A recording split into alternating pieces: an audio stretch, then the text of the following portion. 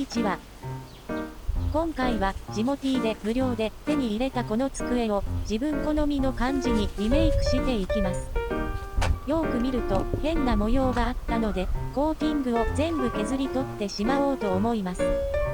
角が丸まっているのがあまり好きではないので丸ノコで切り落とすことにしました。まっすぐ切るために角材をガイドとして使います。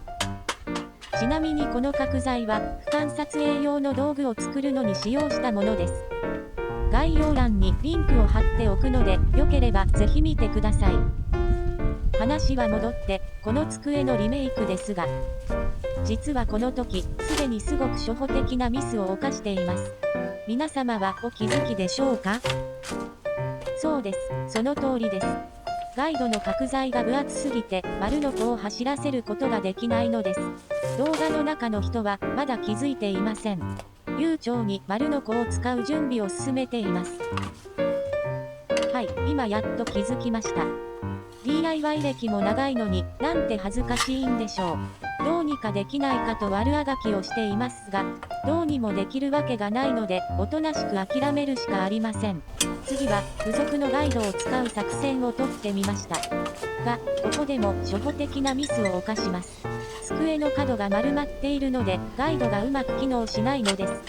現実から目をそらしたくなりましたが、どうにか気持ちを立て直して次の作戦を考えました。名付けてガイド巨大化作戦です。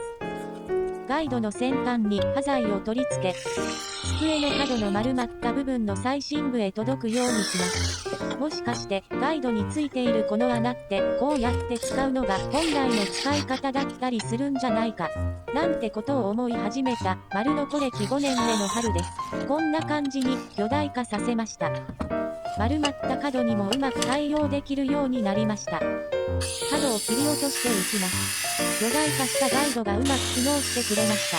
足の丸みも取ってしまおうかどうか迷いましたが、今回は天板だけの加工とすることにしました。あとはただひたすらヤスリがけです。この工程が今回のリメイク DIY で一番時間がかかりました。半日以上ずるっとヤスリかけをしてました。それでもなかなか思うように進まず、紙ヤスリがいくらあっても足りない気がしたのです。ある最終兵器を導入してみました。ホームセンターでたまたま見つけたこの道具。裏面が鉄の大根おろしのような感じになっていて、木材を大根のように強力におろしていきます。